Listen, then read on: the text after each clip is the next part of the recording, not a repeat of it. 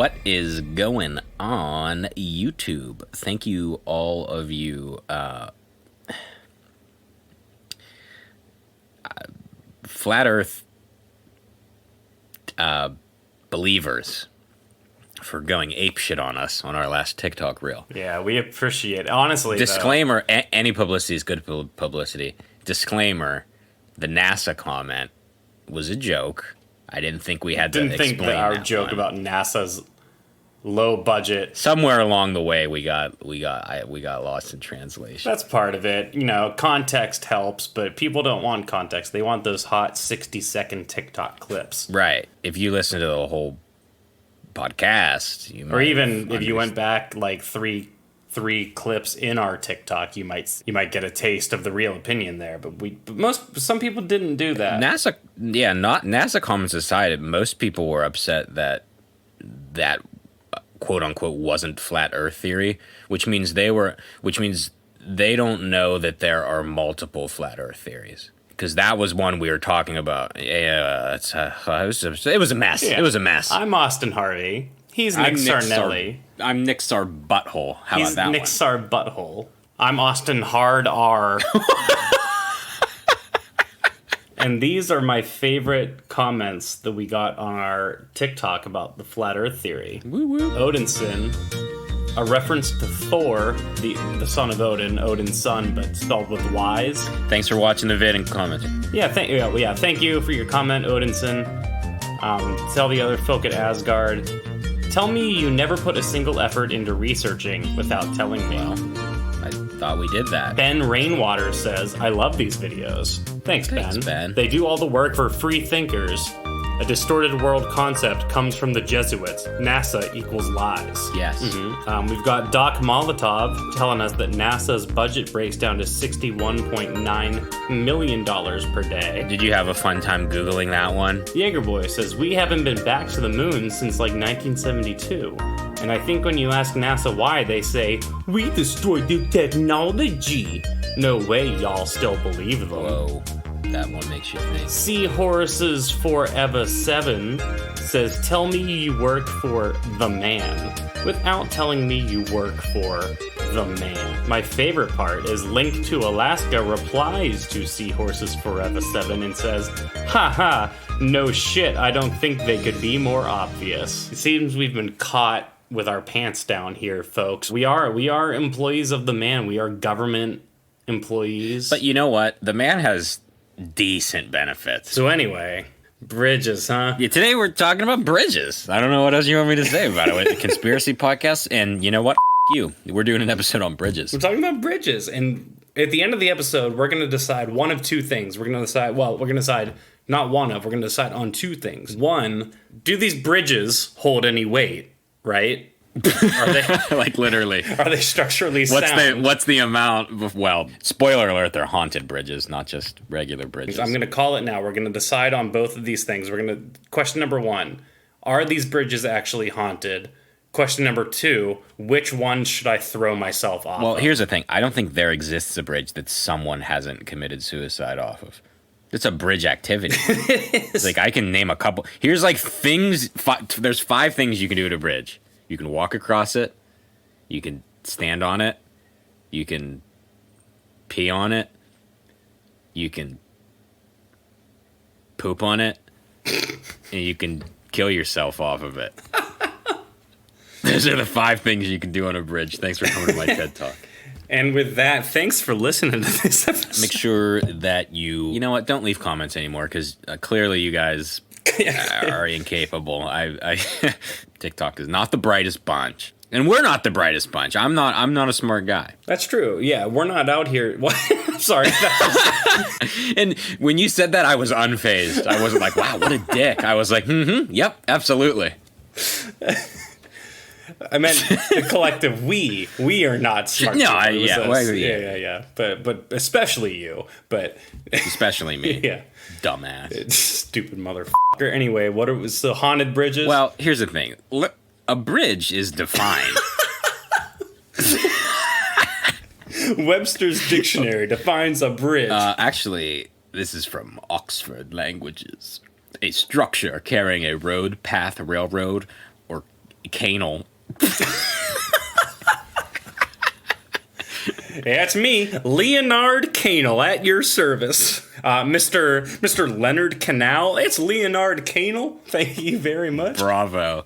Yeah, a structure carrying a road, path, railroad, or canal across a river, ravine, road, railroad, or other obstacle. An obstacle. So, like, a giant f***ing wind-up boxing glove could be what you have to cross over with the bridge. The world's largest lipstick. The world's largest lipstick. I'm imagining it's uncapped and people just kiss it all the time, so it's covered in venereal diseases. What if somebody puckers their butthole on it, and then you put your lips where they had their butthole? Like, if it's just free range, some people are going to put their buttholes on. Oh, for sure. So tell me about these bridges. Well, people go across them. Oh, well, this originally started from your addition to the list of just Hell's Gate Bridge, but as I was researching it, big shock, there's really only so much you can say about a haunted bridge. There's not too much information on it. Hell's Gate Bridge there's a lot of haunted bridges, obviously. This one's interesting just because of, one, the location, and two, the story behind it. Most haunted bridge stories are like, you see a woman in white or something standing in the middle of the bridge, and then she disappears or something, like a pilot episode of Supernatural. But this one, Hell's Gate Bridge, there's a great article by Jennifer Young. We can link that in there for you. She was really the only person I could find on the internet that did a write-up on this at all. Good job, Jennifer. Thanks, Jen, for giving us this clapping, info. not masturbating. It might sound, it could be misconstrued through the audio. Compression rates. That is clapping. That is like a golf clap, not masturbation. Okay, I got that. But our TikTok viewers would not get that. Right. No, they would say now we have to disclaim everything we say and every joke we make. Right, yeah, of course, yeah. So get prepared for a significantly less funny podcast where every joke is followed by an explanation of the joke. And tabs and tabs of research. Yeah, and remember, don't get vaccinated. See, that was a joke. See, because I think you should. All right, it's a haunted bridge in Oxford, Alabama. So, I don't know. This might just be me living, like, East Coast, but when I think haunted bridge, I don't think Alabama. No. So, I just thought it was interesting. It was in Alabama. But I don't know, maybe Alabama has a bunch of them. They really only need one bridge for it to be haunted. Fair. You know, we have a shit ton of bridges, and maybe that's... Pennsylvania is like one of the most haunted places in America. Commonwealths can't be haunted. Not with all that Commonwealth, sorry. Anyways. So according to Jennifer Young's article, as the story goes, sometime during the 1950s, a young couple's car drove off the bridge and into the water below. Supposedly, if you stop on the bridge and turn off your lights, a member of that couple will enter your vehicle and leave a wet spot on the seat. Ew. Juice. They're gonna have some ghost sex in your car. That's so rude. No, that's not what they're doing. It doesn't matter what they're doing. If a ghost gets in your car and the only evidence they were there is just a wet spot in the back, it doesn't matter. My mind's going right to pussy juice. It's pussy juice, or pee. They just fucking peed back there. Took a ghostly piss. Yeah, or even if they were just soggy wet and got in the car, it's rude regardless. There's no manners. So not only is the wet spot thing part of Hell's Gate Bridge, but also got its name because many people believe that when you stop on the bridge and glance over your shoulder, the road behind you suddenly resembles the fiery gates of hell for like a few seconds. Oh, well, that's freaky. Yeah, several locals have claimed that they've experienced this over the years. Many Oxford locals have had first-hand experiences. It's not giving any examples, but it says in 2007, the Oxford Paranormal Society had an investigation, and they found no evidence of paranormal activity there. Oh, this bridge is like way bigger than I thought it was. Yeah, it's a big one, and it looks creepy as hell. Yeah, but it is like, it goes across like a...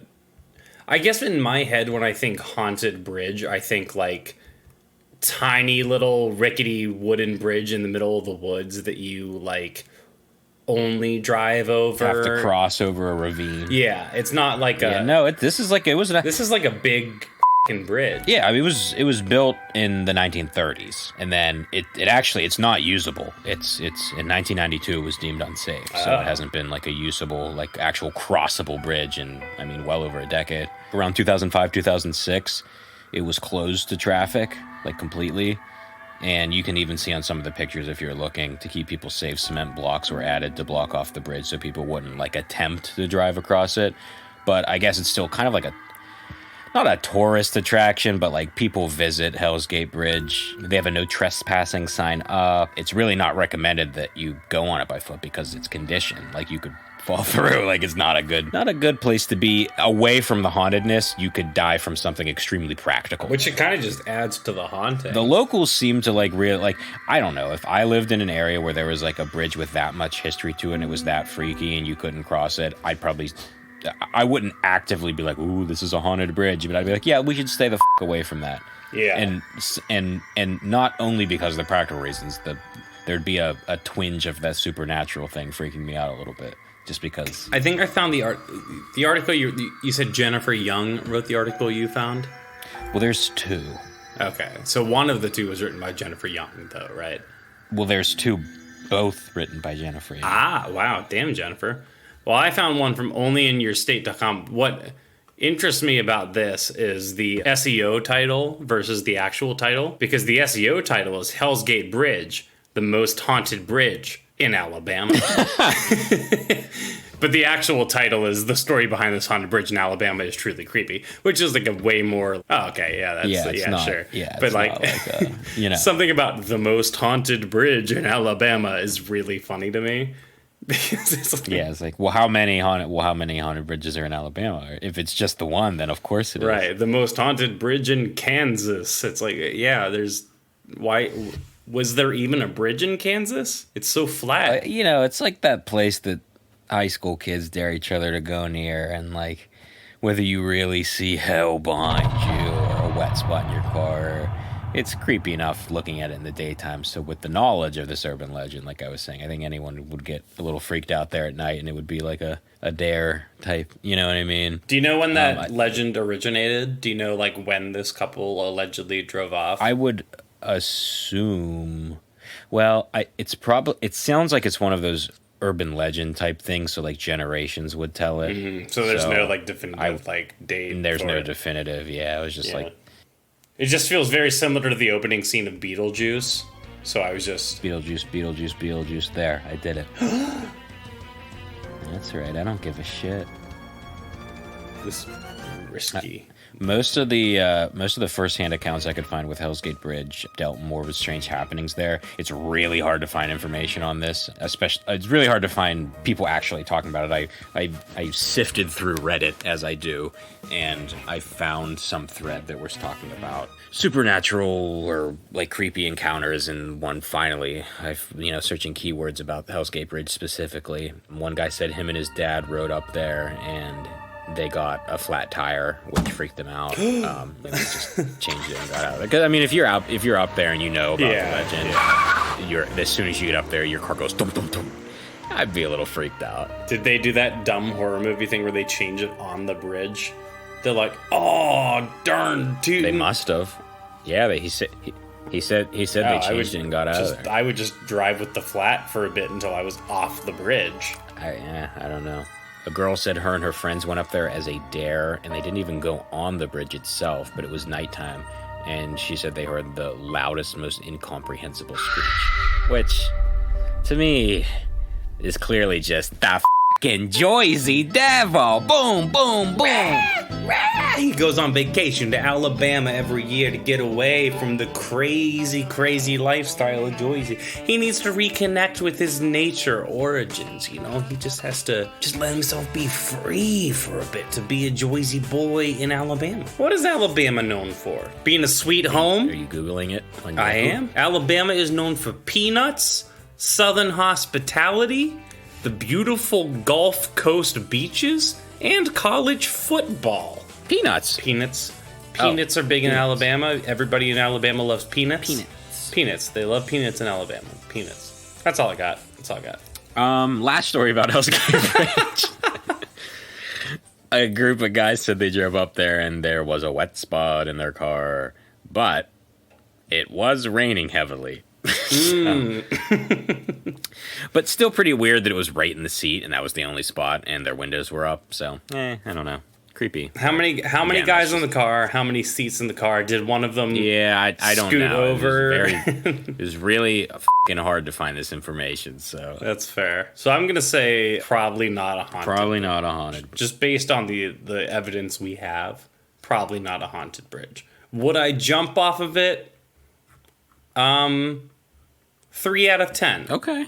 Yeah, I'm gonna give each of these. Here's what I'm gonna do. I'm gonna every bridge you present, I'm gonna give a out of 10 rating on hauntedness and me jump off of itness. So that gets a 0 out of 10 on haunted and a 3 out of 10 on me jumping off it. Okay. All right. Now what's bridge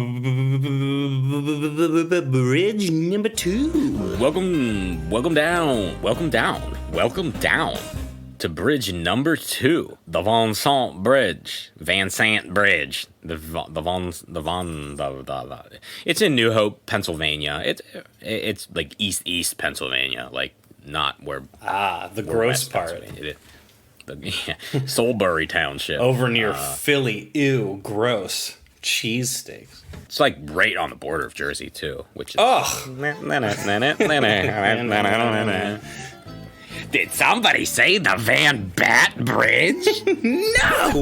No one said Jersey that. Devil, stop interrupting the fucking podcast. Anyways, the Von Sant. See, I don't know if it's Van Sant or Von Sant or Van. I'm assuming Van Sant. Oh, here. Okay, never mind. I found out how it's actually pronounced. You ready? Oh, okay, yeah. Damn it. Why did I fall for that? I really thought you knew. Ah, damn it. I'm going to say Van Sant, if only for the fact that we call what should be North Versailles in PA, we call it North Versailles. So I'm going to assume it's Van Sant, even if it should be Vincent. Fair enough. All right. So built in 1875, it is open to foot and vehicle traffic crossing over the Pidcock Creek. Oh, I've seen this one before. Oh, really? Not in person, or I don't even know in what context. I've just seen pictures of this bridge before for some reason. Shut up, Daisy. She's done. Give me a second. You motherfucker. All right. All right. The Van Sant Bridge, Pidcock Creek. All right, so the Van Sant Bridge, which me, I guess, I'd spent all that time trying to figure out how to pronounce Van Sant whenever it's also called the Beaver Dam Bridge. And commonly known as the Crybaby Bridge for the story behind it. The legend is that horse thieves were hanged from the bridge many years ago, but it's really the story of a young mom and her baby that is like the haunting. The mom carried her newborn to the bridge. Distraught, she threw the baby into the creek and killed it before she hanged herself from the rafters of the bridge. So the spirits of the mom and the baby are said to remain at the covered bridge. And people say that they've heard cries of an infant as you pass over the bridge, hence the Crybaby Bridge. Oh. I thought it was just like not that dark. I thought it would be like, you cry, baby. There was definitely horse thieves hung from it. Well, that's fine.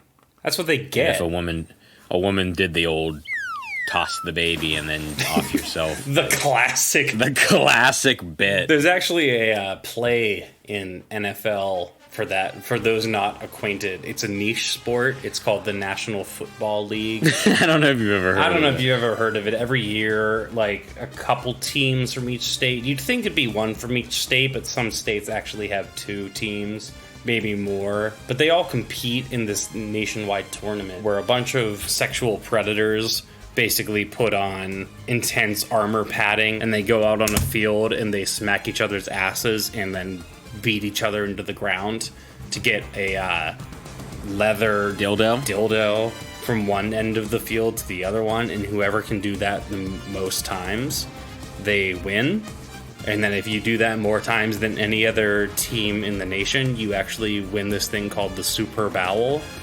And you basically full get... disclaimer, it's a joke. That's not what football is. Everyone that plays football is a stand-up guy. If you can make it out of the NFL with an IQ over 38, that's considered successful because you just get hit so much. The f*** was that? Did you just hear the weirdest? Did that come through my mic? Yeah, I didn't know what that was. Okay, I'm glad that wasn't an isolated thing to me because that would have been concerning. Hello? This also says, in the case of the, whatever, Crybaby Bridge, it goes, if you park your car in the middle of the bridge, you can hear not only the baby cries, but also the toes of the hanging woman scraping your car roof.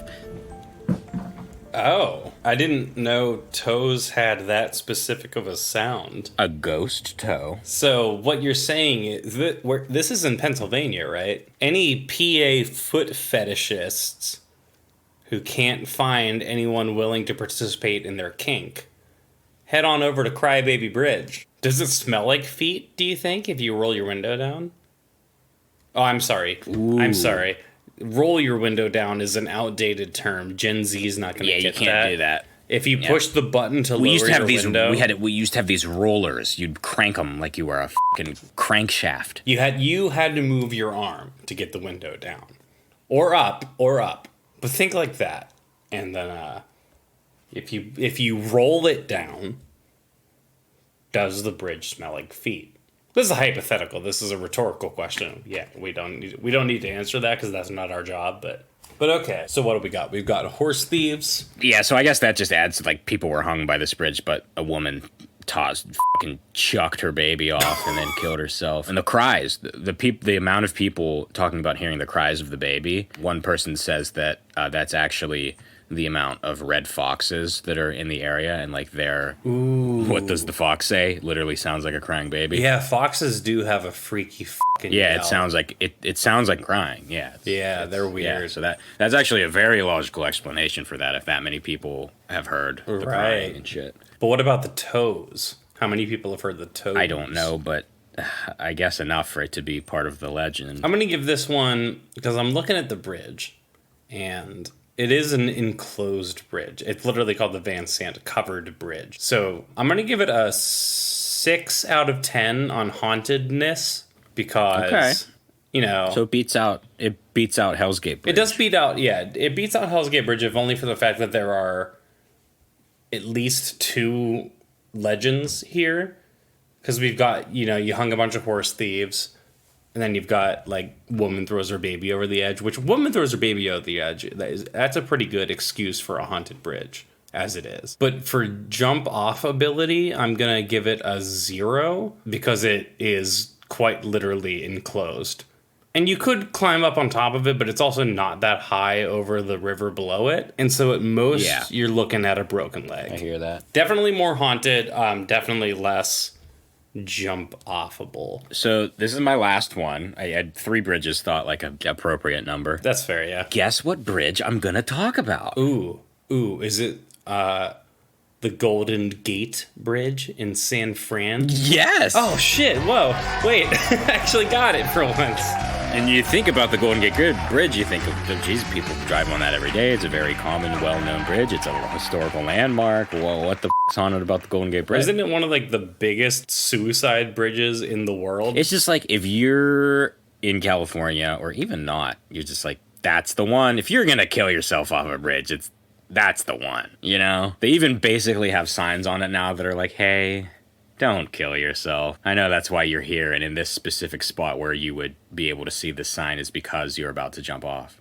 So I think they, like, literally have signs that have the number to the suicide hotline, which is pretty nice, but, like, yeesh, the fact that it was that many, that they'd have to put up a street sign. Yeah, I wonder why. Is it, like, particularly, like, tall, or is it... I mean, it's a big one. That's a big fucking... It is a big That's bridge. like one of the bridges that didn't move. Yeah, well, in like movies where like the bridge collapsed, it's a lot of times it's the Golden Gate Bridge because it's just like it's in California. Since 1937, more than 1,500 suicides have occurred on the Golden Gate Bridge, and the only bridge that even comes close to having a suicide rate is the Najing Yangtze River Bridge in China. I don't know if I'm pronouncing that right. So we're talking about American bridges today, obviously. So people, I mean, they've tried to do as much as you can to stop people from jumping off of a bridge, but I mean, people still do it. So I guess it also gets really foggy at night on the Golden Gate Bridge. I think it didn't come to mind to me immediately, but then when I read that, I was like, oh, I feel like I've seen like photos. Yeah, of just like the misty with fog on water, it and shit. Yeah. So they say that, you know, people seen apparitions in the fog and or just hearing the screams and felt being pulled towards the edge of the bridge with this kind of fog-like poltergeist. The fog is like this giant poltergeist of all the suicides, and each one gets added to it, shit like that. So other people say that, well, when you hear screams coming from the fog at night, it's the seagulls, because it's right on the water. Well, I don't know. I've heard seagulls. There also is a legend about a ghost ship that passes through the area surrounding the Golden Gate Bridge, which I thought was also interesting. I know that's not the bridge itself, but it's close enough. So San Francisco's fog swallowed this ship, and it got swept up in currents and got f***ed up on a bunch of rocks and sunk. So it's like a ghost ship thing. People have like reported seeing that ship, the SS Tennessee, sailing as a phantom ship and watch it disappear into the fog. Phantom ships, I think, are really interesting because, like, the typical haunting case, someone dies and they don't want to leave their house or whatever, right? So it's like, this is the house I was born in, and I lived here my whole life, and I died here, and now I'm gonna haunt it and get out of here and don't touch anything and don't change anything because this is my house and I don't want to move on. But the idea of dying on a ship at sea, yeah, it's like, are you tethered to a certain like mile radius, or are you just tethered to the ship and then the ship continues to sail along its predestined path? Like, yeah, I think that's, I mean, frankly, I would much prefer to die at sea in that case, because then I could just continually travel coast to coast. Do your thing. Yeah. That'd be amazing. And you're in international waters, so it's like, who cares? Who gives a shit? No one's gonna summon a priest to come exorcise you. They're not gonna be like, oh, we gotta get the priest out in the fucking middle of the Pacific Ocean. Yeah, you're fine. You're good. It's way better than haunting a house in the suburbs. That is fair. Now, this all leads me to what I really wanted to talk about today. I don't know if you've ever heard this story. I came across it 3 or 4 years ago when I was actually living in California, just down some weird Reddit holes. I don't even use Reddit that much, but if you listen to me on this podcast, you think I'm like a crazy Redditor, but I'm not. I don't even like have a Reddit. I just... But a lot of like specific stuff you can really only find like firsthand accounts and stuff, especially with stuff that we talk about out here. It's a good resource for that. But for whatever reason, 3 years ago, I was deep into this thread about true scary stories that have happened to you, quote unquote. And obviously, you have to take them all with a grain of salt. But this one was strange. And then I remember like thinking I dreamed it because everything about it was taken down. And I've only recently remembered it again and have searched it with just the keywords of what I remembered from the story. And I finally found another Reddit post and the Reddit post was not the original post. The original post cannot be found. The original post is just, remember this creepy story about this? Was anyone else in this Reddit hole, or is it just me? And yes, I found my kin. Have you heard the story of Jimmy C? No. So this person on Reddit, this is copied. Somebody copied this post because he sent it to a friend, and that's the only reason that we still have this story. The OP was named _restless artist. Okay. So we will refer to him as the restless artist. He writes this in first person, so I'm literally just going to read his post. I met a man once who knew everything about me and said he jumped off the San Francisco Bridge many, many years ago, even though I met him in Tybee Island, Georgia. This has haunted me for a long time. I was about 19 or 20 at the time, and I was living in Savannah, Georgia. I drank a lot, had a crappy fake ID. I worked this terrible job as a grunt laborer, the kind where you go to those temp labor agencies like Able Body and Labor Finders. I'd show up at 4 a.m., work until 5 p.m., and drink myself to sleep after only taking home maybe $60 for the day. I was supposed to go into work this particular morning, but I decided to skip. It's a labor agency, they just find somebody else. Call my girlfriend and tell her I want to go to the beach, and I'd already started drinking. She comes over, we hop in my big, ugly van, pack up some rods, and head to the beach. I decided to have a drink across from the beach at this little bar. This is where the story gets interesting. Shortly after ordering my drink, I get this really weird feeling. I became hyper aware of my surroundings. The door opens, and I see this guy walk in out of my peripheral vision. There was a seat between me and my girlfriend, but the bar was empty at like 9 a.m., and he could have sat anywhere else, yet he chooses to sit right between her and I. Then he starts doing this thing with his fingers. The bar top was reflective, and he takes his fingers like two little legs and just starts walking them, skating with them on top of the counter. That's not something out of the ordinary, but I took notice because when I was in school, I did that all the time. I pretended I had rollerblades on my fingers and that I was skating around on my desk. I hated school and I was always distracting myself, so I became kind of mesmerized for some reason. That's when he looks at me, and in this really, kind of Germanic or Nordic accent, he says, "I notice you're a man who pays attention to detail. I'm also a man who pays attention to detail." Now, before I continue, I have to describe this guy. He had this short, spiky hair that was bleached at the tips, kind of like a late 90s style. He had really expensive clothes on, like a nice Prada leather jacket, nice designer jeans, really nice boots. He seemed like a kind of gay guy with awesome fashion sense and a really distinctive taste. And I always remember this because I think to myself, some weird homeless crazy guy couldn't have afforded those clothes. Anyway, the other thing that stuck out was his eyes. They were piercing gray. It reminded me of like a husky's eyes, but his pupils just stayed in this disturbing pinpoint size. They were just extremely small, which caused his look to be kind of terrifying. And his teeth were normal, right? But not at the same time. I don't know how to explain it. They were sharper than they should be, as if they were filed slightly. His hands were normal, but his fingernails were slightly long and pointed, as if he deliberately did it. And he kept licking his teeth, too, as if he were salivating. The thing about this guy is that you look at him, and everything seems normal, but off at the same time. So you're questioning if you're crazy for thinking this. This guy then begins to start talking about the relationship between me and my girlfriend, but really strangely. He's talking about how beautiful she is and how I should pay more attention to her, and I was kind of a dick to her. Shortly after he began talking like this, I had this almost knowing feeling come over me, like I knew this guy was not a human. I look at my girlfriend and say, "You need to leave." She just kind of looks at me like she knows too, and without a word of protest, she gets up quietly and leaves. And later I learned that she just went next door to get a coffee. And that's when this guy literally says to me with the utmost confidence, "You were supposed to go fishing today." He points at the beach across the street. "If you had, I would have drowned you in that ocean." And I shit you not, he hissed. Again, for some reason, this overwhelming calm had come over me, and I just asked, "Who are you?" He answers back with this crazy guttural language, like it sounded like Arabic or Hebrew or something.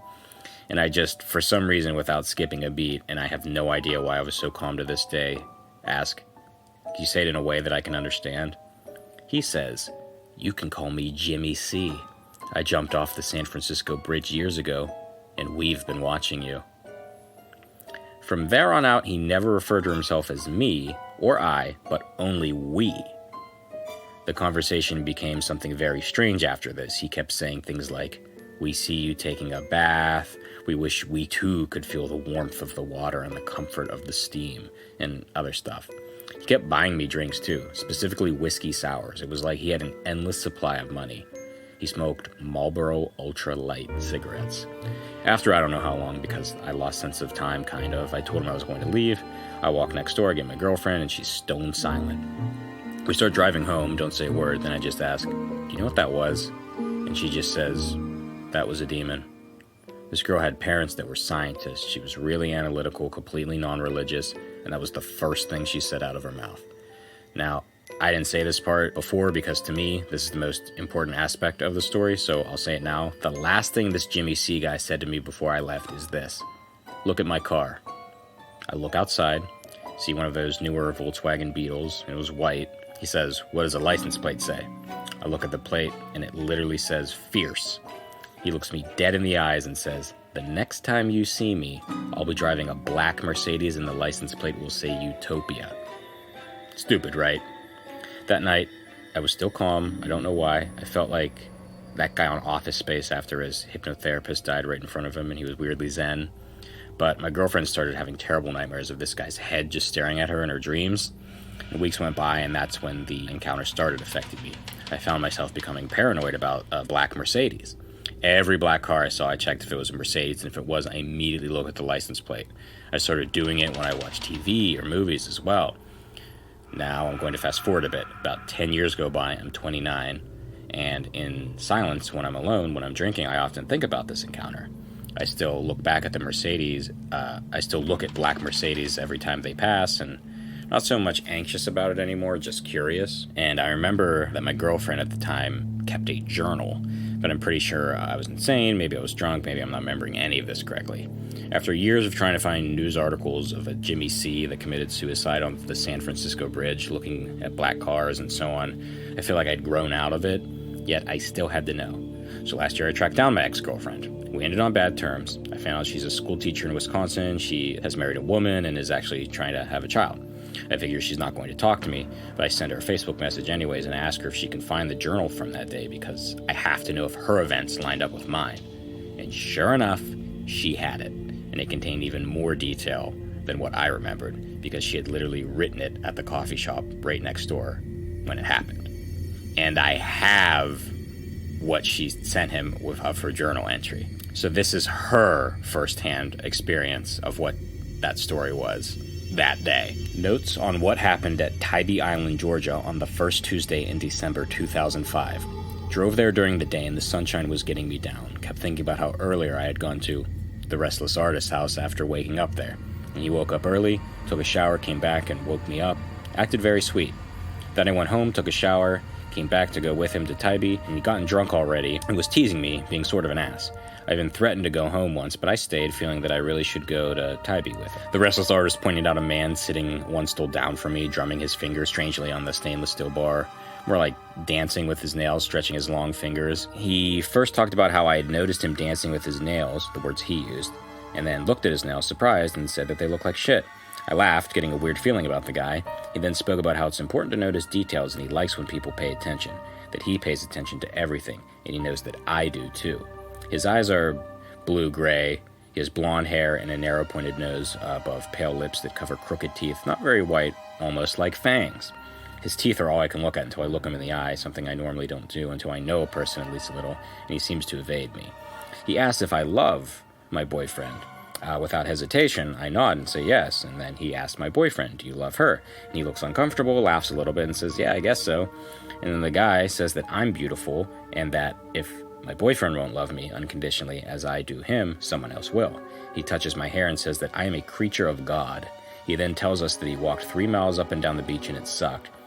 Said some things about God's green earth, and then told a story about a scorpion that asked a frog for a ride across the river, who then stung the frog, told the frog it was just in his nature, and then they both enjoyed their last minutes of life because they would both then die. He told my boyfriend he knew him and kept trying to get him through me. He'd say, "I'm not hitting on you, girl," but continually told me I was beautiful. He tried to piss my boyfriend off. He kept saying that he knew him, that said he's in his room at night, he's what crawls on his back, told my boyfriend his glasses, the aviator sunglasses that I gave him, were cheap, that my glasses were perfect because I see through them rather than hide behind them. He said that I was perfection, that I was one step away from becoming myself. He said to my boyfriend that he knew who he was. My boyfriend replied that he knew who he was. And the stranger left to go to his car to get money for more drinks, and he'd offer to buy us all a shot of tequila. As he walked out, he pointed to the license plate. His car was a white Beetle outside. The license plate read "Fierce." While he was gone, my boyfriend asked me if I knew the man, who the man was, and I nodded, saying I had an idea. "Yeah, but you think you're crazy every time you think it, don't you?" I was thinking the man was the devil or something like that. He just started talking about his other car, the Mercedes-Benz with the black Mercedes-Benz with a plate that said Utopia. And he said, Utopia's doors are closed to me. That was where he told her to leave. So he knew he got some of the details a little bit wrong, or at least, their stories mostly line up. So that post was originally deleted, and this other Redditor got real into the story and found that a black Mercedes with a license plate did exist in California that said Utopia on it. Not only has the car apparently been registered and got new tires and is black and is on the road, but the place it was registered and taken for tires is just a short distance from the San Francisco Bay Bridge. Oh, that's weird. Okay, my headphones died again. Well. Yeah, I remember when I first heard this story, it freaked me the fuck out. Yeah, that is mental. On that note, I am going to give the San Francisco Bridge 11 out of 10 on hauntedness and 0 out of 10 on jump off itness, because dear God, I don't want to meet Jimmy C, because that guy's a fucking pervert. Yeah, I just had to turn my lights on. Yeah, that is a freaky story. Something that definitely makes it lose a little bit of credibility is it's written so well. Yeah. So it's this person is writing this with narrative structure. Right. It's written very well, and the original thread is lost. And then the girlfriend's journal is also really well written. Yes. But there also is really strange specific details that don't need to be in there at the same time, which could be part of them trying to make it seem believable. But at the same time, it's the story about the frog and the scorpion. Yeah. What? At the very least, it's a very well-told story. It seems like one of those creepy encounters that whether he actually was, somebody that jumped off the bridge or not, it's just one of those fucking weirdos. Everybody's met someone like Jimmy C in a weird area. Yeah, very much so. Jimmy motherfucking C. Bridges do be haunted, is I think. Bridges do be haunted. Bridges are scary because they're a physical representation of crossing into that threshold. They're a perfect place for apparitions. They're a perfect place for haunting. I think we kind of take bridges for granted because, especially you and I, living in Pittsburgh, which has more bridges than Venice. But there is something kind of trippy and crazy about them. The fact that historically, people, you'd had to build a boat and wade across water, and then all of a sudden you could just build this thing over it, and that opened up all these new floodgates, but also opened up all these new hazards and dangers. And it is, there is something to be said about that, and even the idea of more spiritually or metaphysically or conceptually, bridges are, like stairways. They're a threshold kind of, not in the same way that I don't know. I've never been scared of a haunted car story because I've never personally cared about cars, but bridges and these things that have history are now kind of oh yeah, haunted railways or haunted tunnels or haunted bridges, or even at this point you could say haunted elevator shafts. It's there's history there. Yeah, people have died in these places factually, right. And who's to say that they couldn't be hanging around, especially a place like the San Francisco Bridge, which is just notoriously a spot where people not just die, but choose to die. Yeah, absolutely. Yeah, Jimmy C is gonna haunt my Jimmy dreams. My Jimmy Deans. I used to dream of Jimmy John's and their delicious subs. Not sponsored, by the way. But if they'd like to. They do offer free smells, but we would accept free sandwiches in exchange for a shout out. So, Jimmy John's, hit us up. My phone number is not important. Anyways. Bridges. What do you guys think about bridges? Would you build a bridge, maybe? Let us know in the comments. Yeah. let us know in the comments if you've burned any bridges in your past. But you might be willing to rekindle. And Rebecca, please call me back. Don't call him back, Rebecca. He hasn't changed. I've changed. I've worked so hard. I didn't mean to throw you under the bus, but I just think it's best for Bex. Good old Bex. Our good friend Rebecca that you dated. We had such good memories. And I know I ruined them by being me, but I'm not me anymore. I'm someone else. They call me Jimmy C. Oh! Anyways, thanks for listening to the podcast this week, folks. Bridges be bridges. We're out here, we're building bridges, and we're avoiding those bridges. We're just freaking out right afterwards. Follow us on the stuff that I'll link. It's linked in the podcast description. It's the Twitter, it's the Instagram, it's the TikTok. You're not gonna click on it, but maybe you will. Hey, if you do, that'd be pretty neato. Check me, bitch. Love you, bye.